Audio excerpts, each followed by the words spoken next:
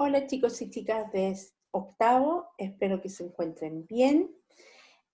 Al igual que toda su familia, los invito entonces a esta nueva clase de historia, donde vamos a trabajar con el objetivo de la clase, reconocer que el proceso de mestizaje se produjo a partir de los abusos que cometieron los españoles hacia los indígenas.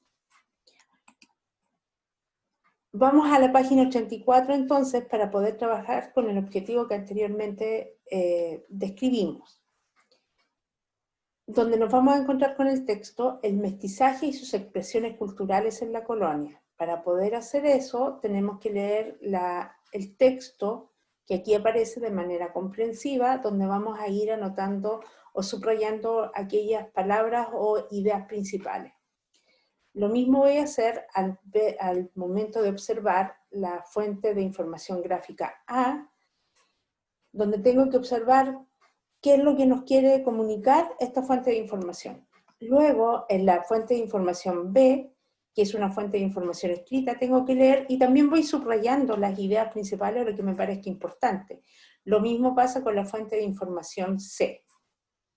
Una vez que hemos hecho eso, avanzo a la página 85 y vamos a continuar la lectura de la fuente de información C y vamos a ir a la fuente de información D.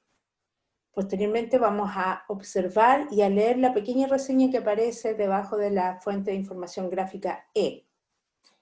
Vamos a observar también la fuente de información gráfica F, ¿cierto? Donde también nos muestran ahí una comida típica. Cuando ya he terminado de subrayar, de ver cuáles son las ideas principales, respondo entonces las preguntas 1, 2 y 3. Solamente esas preguntas. En la primera dice, explica qué es el mestizaje, qué relación se puede establecer entre mestizaje y castas, fundamenta tu explicación a partir de las fuentes. Vale decir, todo lo que hicieron antes de ir subrayando e ir viendo las ideas principales les va a contribuir para poder responder esta pregunta. A partir de las fuentes, y aquí les indica, las fuentes B y C, respondan cuál era la percepción social respecto de los mestizos. ¿Qué mecanismos utilizaron algunos mestizos para enfrentar esta percepción? Si no entiendo la palabra percepción, la busco en el diccionario.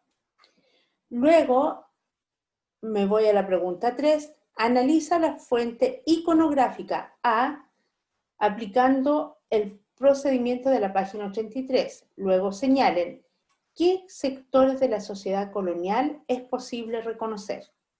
¿Cómo son representados en la pintura?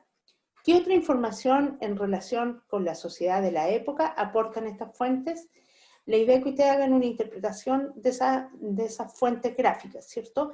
Entonces, yo los invito a que sean muy cuidadosos al momento de leer y de observar las fuentes de información, porque desde ahí vamos a obtener los insumos para poder responder las preguntas.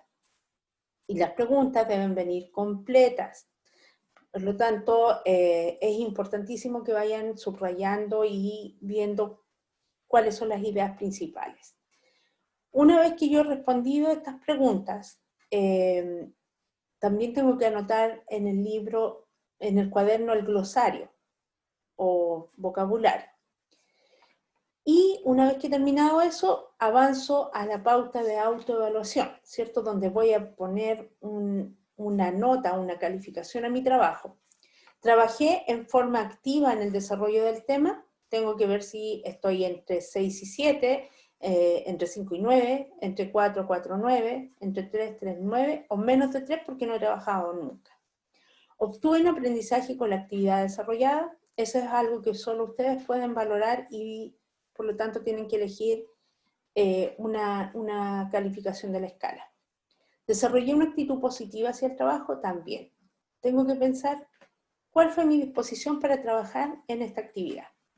¿Dediqué el tiempo necesario en el desarrollo del trabajo? También tengo que pensar si efectivamente me di el tiempo de leer y de hacer todo esto a conciencia o solo lo hice por cumplir y respondí con un par de monosílabos, o sí porque yo creo que sí, o no porque yo creo que no. Eso no podría venir como respuesta y no podría aceptarse como respuesta porque ustedes tienen que hacer lectura comprensiva. Una vez que han indicado las notas acá, las suman, las dividen en 4 y obtienen la calificación de su autoevaluación.